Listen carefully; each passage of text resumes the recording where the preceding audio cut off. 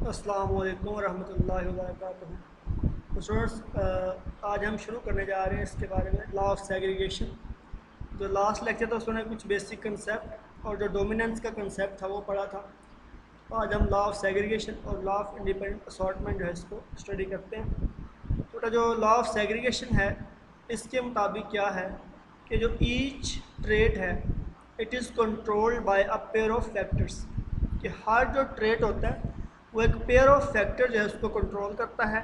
That segregate during gamete formation, कि जब उनके गमीट्स बनते हैं तो तब वो दोनों फैक्टर जो होते हैं एक दूसरे से क्या हो जाते हैं, अलग-अलग हो जाते हैं। ये है लॉ ऑफ सेग्रीगेशन। दोबारा सुन लें बेटा कि each trait is controlled by a pair of factors and these factors segregate from each other during gamete formation।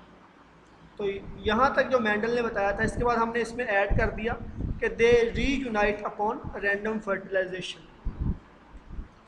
Mendel ने बताया कि ये जो है कोई भी ट्रेट है उसको जो है एक पेयर ऑफ जीन जो है, एक पेयर ऑफ फैक्टर जो है वो कंट्रोल करता है। और जब गमीट्स बनते हैं तो वो दोनों फैक्टर्स के होते हैं उससे अलग अलग हो जाते हैं, और जब फिर फर्टिलाइजेशन होती है तो वो दोबारा रीयूनाइट हो जाते हैं। ठीक है, ये वाला जो लॉ था ये था लॉ ऑफ सेग्रीगेशन। इसमें एग्जांपल भी हम करते हैं तो आपको समझ आ जाती है मज़ीद। इसमें ये देखें यहाँ पे कि ये क्या है हमारे पास।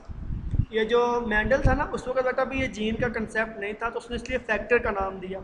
ये जो जीन का वर्ड है ये 1902 के अंदर ये विलियम बेटसन था, उसने ये टर्म जो थी इंट्रोड्यूस करवाई थी। ठीक है, तो ये देखिए ये जो जीन्स है मैंने बताया था ना ये पेयर फॉर्म में होते हैं, ये होमोलोगस क्रोमोसोम है दोनों। इसके ऊपर देखिए एक जीन एक के ऊपर है, ये कह लें मेल से आया है और ये कहाँ से फीमेल से। तो ये दोनों के ऊपर जो है ये कैपिटल ए मौजूद है। तो लॉ ऑफ सेग्रीगेशन क्या करता है कि जो एक ट्रेट होता है उसको एक पेयर ऑफ जीन जो है ये कंट्रोल करता है। तो जब इसके गमीट्स बनते हैं तो ये अलग अलग हो जाते हैं। देखें इनके गमीट बने तो एक जो फैक्टर एक गमीट में आ गया, दूसरा जो है ये दूसरे में चला गया। तो दोबारा सुन ले मैंने कहा था each trait is controlled by a pair of factor and that segregate during gamete formation. जब ये गमीट फॉर्मेशन होती है तो ये तब सेग्रीगेट होते हैं। किस तरह कि each gamete contain only one copy, कि हर गमीट्स के पास जो होती है एक कॉपी इसकी पहुंच जाती है। तो जब इसकी फर्टिलाइजेशन होगी तो फिर ये क्या कर देंगे, रीयूनाइट हो जाएंगे। देखिएगा ये फिर एक आपको ये हेटेरोजाइगस पेरेंट दिखाया गया है। इसमें ये जीन है जो एक कैपिटल ए है स्मॉल ए है, जब इनके गमीट्स बनेंगे दोनों क्या हो जाएंगे, अलग हो जाएंगे। ठीक है, इस तरह अलग होंगे कि हर एक गमीट के अंदर एक इसकी कॉपी जो है वो जाएगी। तो यह है लॉ ऑफ सेग्रीगेशन। यहाँ पे आप देख सकते हैं कि हमारे पास एक पर्पल पेरेंट है और एक क्या है वाइट कलर का पेरेंट है। इसकी जीनोटाइप है कैपिटल पी और उसकी है स्मॉल पी। दोनों ये ट्रू ब्रीडिंग पेरेंट्स हैं और इनके जब गमीट्स बनेंगे तो ये दोनों क्या हो जाएंगे, अलग हो जाएंगे, सेग्रीगेट हो जाएंगे। ठीक है, ये इसका स्पर्म हो गया और ये एक एग में चला गया। इसी तरह ये भी क्या है, इसका स्पर्म और एग। अब जब ये वाला जो है कह लें स्पर्म, ये इस एग के साथ भी मिल सकता है और ये इसके साथ भी मिल सकता है। जब ये मिलेंगे तो भी पी कम्बिनेशन बनेगा, स्मॉल पी और कैपिटल पी। अगर ये आपस में मिल जाएंगे तो भी यही कम्बिनेशन आना है, हेटेरोजाइगस कंडीशन जो है वो डेवलप होगी। ये देखें यहाँ पे ये स्पर्म था और इसके साथ इसका एग जो है ये मिला तो ये हमारे पास हेटेरोजाइगस कंडीशन आ गई। इसी तरह दूसरा जो है इसका ये स्पर्म है और पहले का ये क्या है, एग, तो फिर भी वही। तो जब ये दो जेनेटिकली डिफरेंट पेरेंट्स आपस में मिलते हैं तो उनके जो कह लें जो फैक्टर्स हैं, जो जीन्स हैं, इस तरह से सेग्रीगेट करते हैं कि हर गमीट के पास क्या होता है, एक कॉपी जो है वो जाती है। लेकिन जब फर्टिलाइजेशन होती है तो फिर दोनों मिलके तो वही कम्बिनेशन जो है ये बन जाता है। इसमें हर जीन के देखिए दो कम्बिनेशन जो है बेहाल हो गया, इसका भी ये दोबारा आ गया वही कम्बिनेशन। ठीक है ना, तो F1 जो है ये हमेशा हेटेरोजाइगस होते हैं। ठीक है, हेटेरोजाइगस कंडीशन में ये आ गया।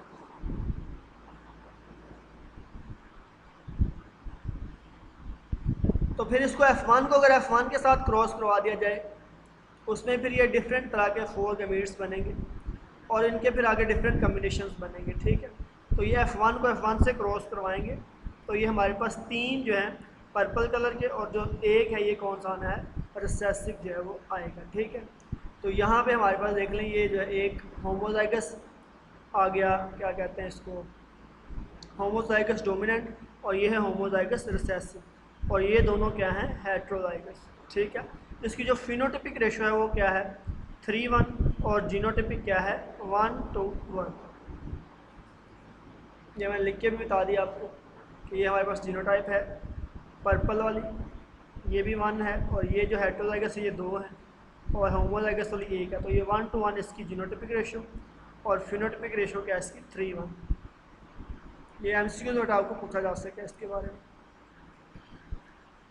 तो एक पुन्नेट स्क्वायर जो होता है बेटा, इसमें क्या हम करते हैं कि जो पुन्नेट स्क्वायर है इसके अंदर जो गमीट्स होते हैं उनको एक सीक्वेंस के साथ दिखाया जाता है, और उसमें जितनी पॉसिबल जीनोटाइप्स हो सकती हैं वो सारी दिखाई जाती हैं। देखिए यहाँ पे 2 गमीट्स जो दिखाए गए हैं, इस तरफ जो ये आप कह लें कि हैं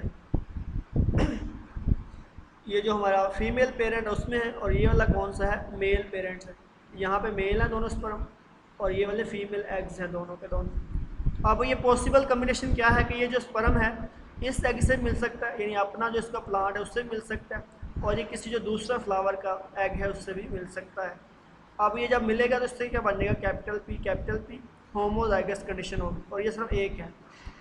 और जब ये इससे मिलेगा तो ये इसकी हेट्रोजाइगस कंडीशन हो। इस तरह ये वाला जो स्पर्म है ये भी दोनों में से किसी के साथ भी मिल सकता है। जब इसके साथ मिलेगा ये तो ये फिर हेट्रोजाइगस कंडीशन आ जाएगी। तो ये 2 इस तरह के बनेंगे, और ये जब लास्ट में अपने ही ये कह लें जो है पेयर है उसके साथ मिलेगा तो यहाँ पे ये स्मॉल पी कैपिटल हमें ये जाहिर हो जाएगा, हमारे पास जो है वाइट फ्लावर जो है। तो ये देखिए जो पुन्नेट स्क्वायर है ये क्या करता है कि जो पॉसिबल कम्बिनेशन है तमाम गमीट्स की उसको ये शो करता है। ये बेटा एक क्वेश्चन है, ये आपने सॉल्व करना है। अगर आपके ये समझ आ जाएगी ठीक है, वरना हमारा जो लाइव सेशन होगा उसमें इसके ऊपर हम डिस्कशन करेंगे। नेक्स्ट है जी लॉ ऑफ इंडिपेंडेंट असॉर्टमेंट। तो लॉ ऑफ इंडिपेंडेंट असॉर्टमेंट बेटा कहता है कि अगर हम एक से ज़्यादा करैक्टर को एक ही दफ़ा जो है वो स्टडी करते हैं तो उससे क्या होगा, वो जो तमाम के तमाम जीन्स हैं वो इंडिपेंडेंटली असॉर्ट होंगे एक दूसरे से।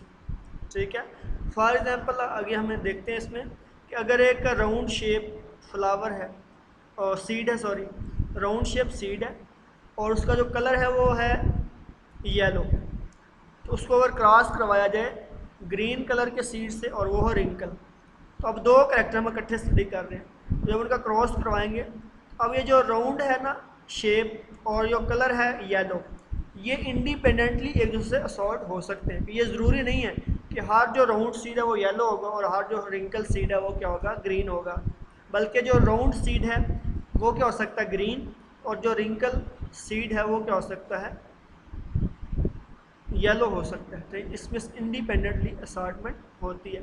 आगे इसको हम देख सकते हैं। इसमें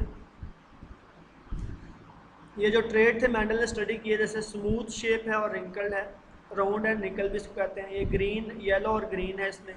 ये इन्फ्लेटेड है और कॉन्स्ट्रिक्टेड कोड है, ग्रीन और येलो कोड है, पर्पल और वाइट है। ये है फ्लावर की यहाँ पोजीशन है कि एक जो है लीफ के जंक्शन पे लग रहा है और एक जो है टर्मिनल पोजीशन पे लग रहा है। इस तरह टाल और डिवार्फ, तो ये सारे कैरेक्टर जो थे उसने मेंडल ने इसको स्टडी किया। इसकी इनहेरिटेंस को उसने बताया कि किस तरह से ये इनहेरिट होते हैं। ठीक है, तो ये एक और एग्जांपल है, इसमें आप देख लेंगे ये हमारे पास क्या है, ये एक होमोलोगस क्रोमोसोम है, इसके अंदर 2 जीन आपको नज़र आ रहे हैं। ठीक है, एक ये स्मॉल एस वाला है, स्मॉल एस कैपिटल एस, और एक है कैपिटल वाई स्मॉल वाई। तो जब इनकी ये मेटाफेज प्लेट के ऊपर देखें अरेंज हुए दिखाए गए हैं, जब इनके गमीट्स बनेंगे तो ये इंडिपेंडेंटली एक दूसरे से क्या होंगे, सेपरेट होंगे। यहाँ देखिए कैपिटल एस जो है ये यहाँ पे आ गया है, और ये जो कैपिटल वाई है इसके साथ आ गया, तो यहाँ पे सारे के सारे क्या आ गए, डोमिनेंट। इस तरह इधर देखेंगे तो यहाँ पे क्या है, एक जो है इसमें ये सारे के साथ जो है रिसेसिव आ गए यहाँ पे, और यहाँ पे आप देखेंगे तो यहाँ पे क्या है, एक डोमिनेंट है और एक रिसेसिव। यहाँ पे ये रिसेसिव और ये क्या है, डोमिनेंट। तो ये मुख्तलिफ कम्बिनेशन जो बन सकते हैं। और इसमें हमने ये क्या कहा था कि ये जो दोनों करैक्टर है ना ये आपस में बाउंड नहीं है कि जहाँ भी ये कैपिटल एस जाएगा साथ कैपिटल वाई भी जाएगा। इस तरह जो है ये स्मॉल वाई जहाँ पे होगा वहाँ पे कैपिटल वाई भी होगा, नहीं, ऐसा बिल्कुल नहीं है। बल्कि आप देख सकते हैं यहाँ जो है ये जो कम्बिनेशन है यहाँ पे, सॉरी ये वाला, इसमें देखिए एक कैपिटल एस है और दूसरा क्या है स्मॉल वाई स्मॉल वाई। इसमें ये स्मॉल एस है और साथ क्या है कैपिटल वाई। तो ये इंडिपेंडेंटली हम जो है वो असॉर्टमेंट इनकी हो रही है। तो ये जो इंडिपेंडेंट असॉर्टमेंट है ये बताती है कि जो जीन होते हैं वो एक दूसरे के साथ इंडिपेंडेंटली असॉर्टमेंट उनकी होती है। तो जब ये मेंडल ने बेटा एक्सपेरिमेंट किया था उस वक्त अभी लिंकेज का कोई जो कंसेप्ट नहीं था, ठीक है। तो इस वजह से उसकी जो रिजल्ट थे सारे के सारे एक्यूरेट आए। उसने जितने भी कैरेक्टर स्टडी किए थे उनको कंट्रोल करने वाले जो जीन थे वो डिफरेंट जो क्रोमोसोम्स हैं उनके ऊपर मौजूद थे। तो इसलिए उनकी जो इंडिपेंडेंट असॉर्टमेंट है वो हुई। लेकिन बाद में पता चला कि ये हर ऑर्गेनिज्म में ऐसा नहीं है, और पी के अंदर भी कुछ ऐसे करैक्टर थे जिनको कंट्रोल करने वाले जो जीन थे एक ही क्रोमोसोम के ऊपर पाए जाते थे। तो बाद में ये जो लिंकेज का कंसेप्ट है ये डिस्कवर हुआ। उससे पहले ये था बिल्कुल इंडिपेंडेंट असॉर्टमेंट वाला कंसेप्ट था। तो ये तब तक एप्लीकेबल है ला जब तक वो जो जीन है जिसको हम स्टडी कर रहे हैं वो डिफरेंट क्रोमोसोम के ऊपर मौजूद होंगे, तो फिर हम कहेंगे वो इंडिपेंडेंटली असॉर्टमेंट हो रही है। लेकिन अगर ये करैक्टर एक ही क्रोमोसोम पर मौजूद हैं सारे के सारे, तो फिर जहाँ क्रोमोसोम जाएगा वो सारे सारे जीन भी वहीं पे चले जाएंगे। तो इस फिनोमेनन को हम कहते हैं लिंकेज। ये भी हम इंशाल्लाह डिस्कस करेंगे।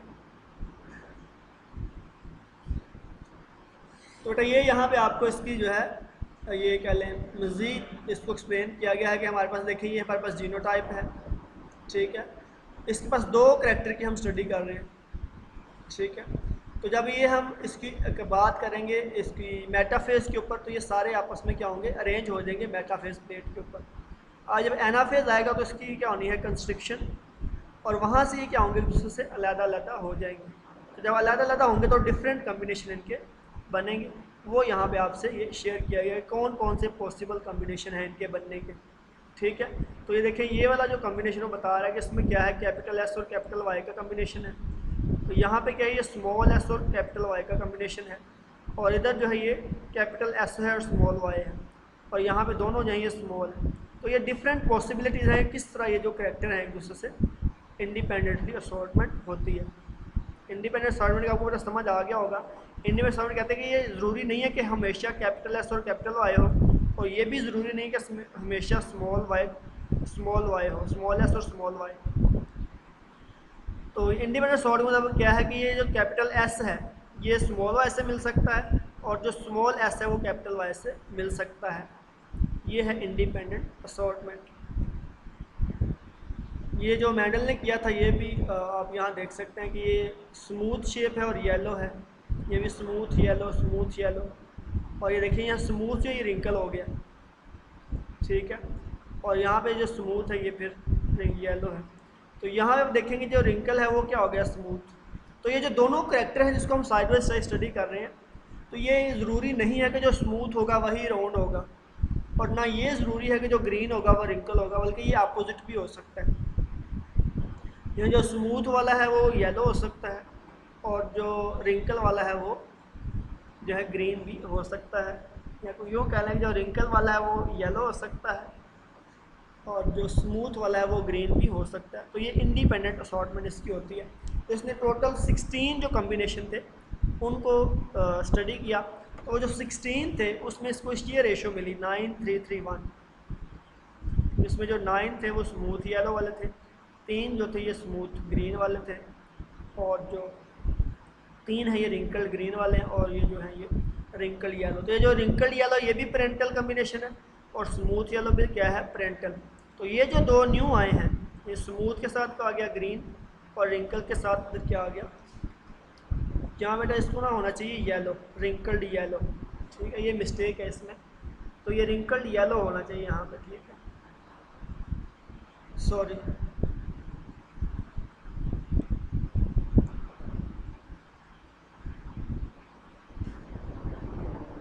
हाँ बिल्कुल ये रिंकल्ड ग्रीन यहाँ पे आना, ठीक है ना।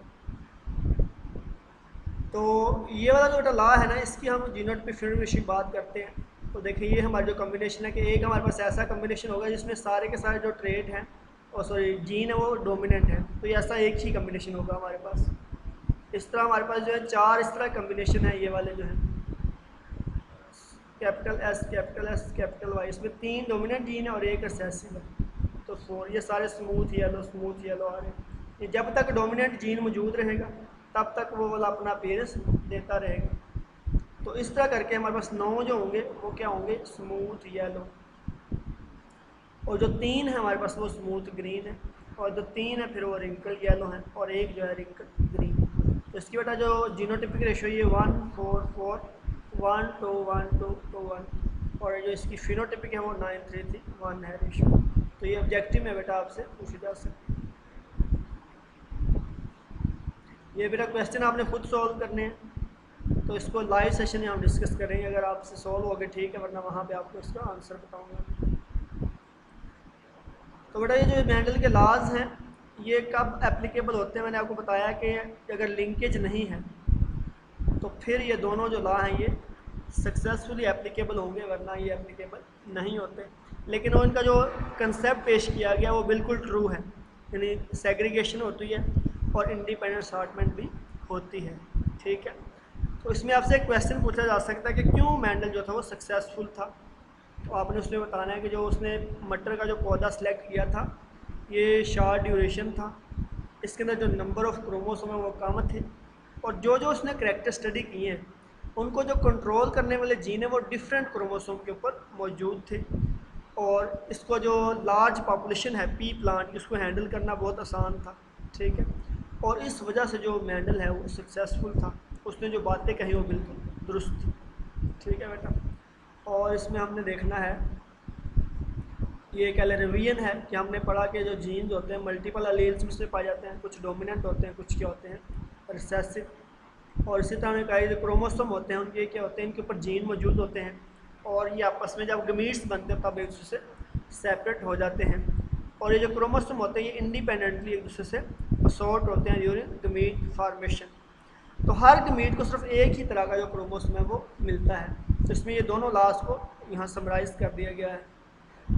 फिर ये बेटा एक टर्म है बैक क्रॉस क्या होता है और टेस्ट क्रॉस क्या होता है। तो बैक क्रॉस क्या है, cross of F1 with back to its either dominant और रिसेसिव पेरेंट। अगर F1 को हम उसके जो डोमिनेंट या रिसेसिव पेरेंट है उसके साथ क्रॉस करवा दें तो हमारे पास क्या आ जाएगा, बैक क्रॉस। लेकिन जब हम F1 को उसके रिसेसिव पेरेंट के साथ क्रॉस करवाएंगे तो फिर हमारे पास टेस्ट क्रॉस आएगा बेटा। तो जो टेस्ट क्रॉस होता है इसको बेटा हम जो किसी भी इंडिविजुअल की जीनोटाइप है उसको मालूम करने के लिए यूज़ करते हैं। अगर आपको कोई क्वेश्चन आएगा तो इस तरह बताएगा, एक कंडीशन बता दी जाएगी और कहा जाएगा इसकी जो पेरेंट है उसकी जीनोटाइप आपने मालूम करनी है, तो उसके लिए आप टेस्ट क्रॉस को यूज़ करेंगे। और आपने ये भी याद रखना है कि हर जो टेस्ट क्रॉस है ये बैक क्रॉस होता है, लेकिन हर बैक क्रॉस टेस्ट क्रॉस नहीं होता, क्योंकि टेस्ट क्रॉस उसी वक्त होगा जब F1 को हम उसके रिसेसिव पेरेंट के साथ क्रॉस करवाएंगे।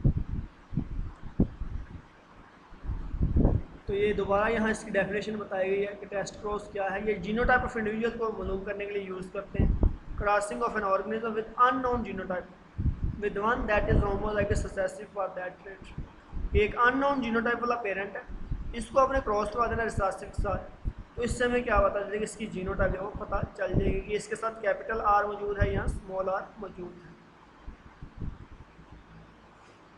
इस तरह इनकम्प्लीट डोमिनेंस से कई भी फिनोमेना है। कंप्लीट में हमने बताया था कि जो F1 है उसमें जस्ट एक जो जीन है वो अपीयर होगा, और जो अपीयर होगा वो होगा डोमिनेंट, और जो अपीयर नहीं होगा वो क्या होगा, रिसेसिव। तो इनकम्प्लीट डोमिनेंस में क्या होता है कि ये कंडीशन है जिसमें जो होती है ऑल जो जीनोटाइप्स हैं वो एक्सप्रेस होती हैं, ठीक है। जैसे यहाँ पे देख सकते हैं आप कि यहाँ पे एक जो वाइट फ्लावर है उसको पिंक के साथ जो है वो क्रॉस करवाया गया, तो यहाँ पे आपको देखें ये वाइट भी नज़र आ रहा है और ये जो है पिंक भी, और इसका जो दरमियान वाला कंडीशन है वो भी नज़र आ रहा है, ठीक है ना। तो यहाँ पे इसको मिक्स आपको ये जो है नज़र आ रहा है इनहेरिटेंस इसमें। इस तरह की जो है कैले क्रॉस कि जिसके अंदर ऑल टाइप ऑफ जो जीन है वो एक्सप्रेस होते हैं और डिफरेंट जो है वो फिनोटाइप शो करते हैं, इसको हम कहते हैं इनकम्प्लीट डोमिनेंस। बेटा ये हमारा आज का लेक्चर था। इसमें कोई भी आपका क्वेश्चन हो तो आप लाजमी आपको जब लाइव सेशन होगा उसमें आप पूछ लीजिएगा। ओके बेटा, अल्लाह हाफ़िज़।